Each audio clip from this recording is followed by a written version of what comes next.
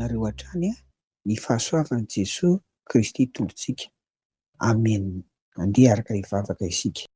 Ry Tompo Ray anay ny an-danitra, misaotra anao izay amin'izao herinandro vaovao omenao anay izao. Faly izay Tompo satria miara-dalana aminay mandrakariva ianao ary izay koa ny fampitantana aminao, tsy hafoy anao, ry Jesosy Kristy Tomponay. Amin'ny anaranao naovanay izany vavaka izany. Amen. Dia arabaina ianao ry havana fa meny Tompo an'izao herinandro vaovao izao isika ary herinandro farany ity andiniantsika ny lohahevitra hoe manaiky ho iraka ny mpino ry havana. Maro ireo andinin-tsoatra masina efa hitantsika teto ary efa hitantsika tamin'ny herinandro iny ny karazany voalohany amin'ireo loza folo nataon'Andriamanitra dia nampiasany ny herin'ny natiora. Dia efa hitantsika koa ny karazany faharoa dia nanirahan'Andriamanitra an'ireo bibikely samihafa. Arak'izany ry havana dia hotoizantsika anio ireo bibikely ireo.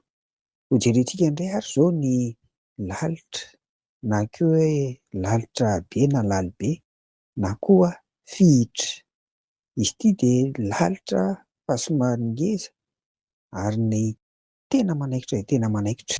Isika Malagasy aza dia manana fomba fiteny hoe mirifatra tahaka ny omby lanin'ny fihitra. Ny omby aza ry havana dia tsy mahataty mikaikitra ity karazana lalitra ity. Ireo no nirahan'Andriamanitra ho famaizana ny Farao sy ny Egiptianina ry havako.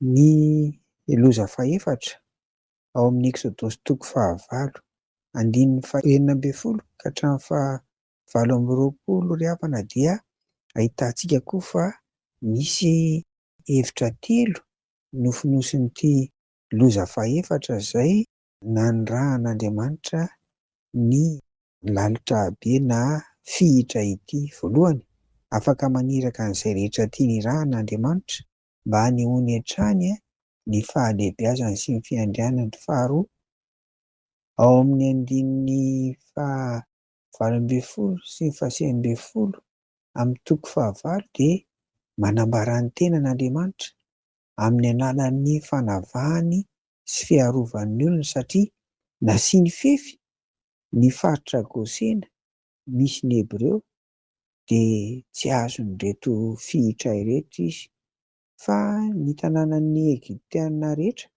dia tratrany, tsy nisy ny alàna mihitsy. Ambaran'ny soratra masina aza fa simba ny tany no ireto fihitra na lalitra ngeza be ireto ry havana.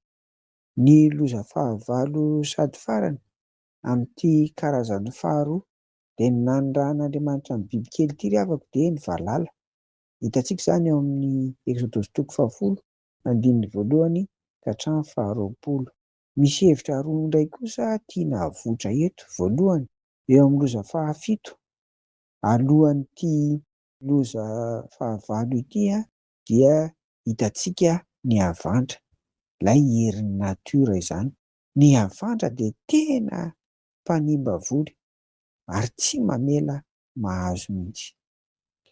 Ny fambolena ary indrindra ny zava-maitso koa anefa dia izay sisa tsy potiky ny havandra dia lanin'ny valala ary atao mifongana mihitsy. Hitantsika eto ny havandra sy ny valala mifandimby izany dia mamotika tanteraka.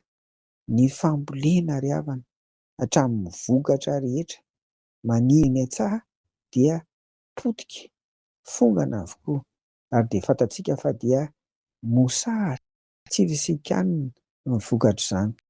Ny Andriamanitra sambo, mpiaro sy mpitany fambolen'ny Egiptianina dia tsy nisy azony natao manoloana ny havandra ary manoloana koa an'ireto valala ireto.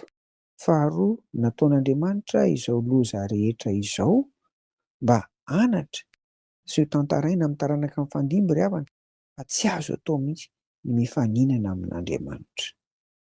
Amen. Vavaka ary isika.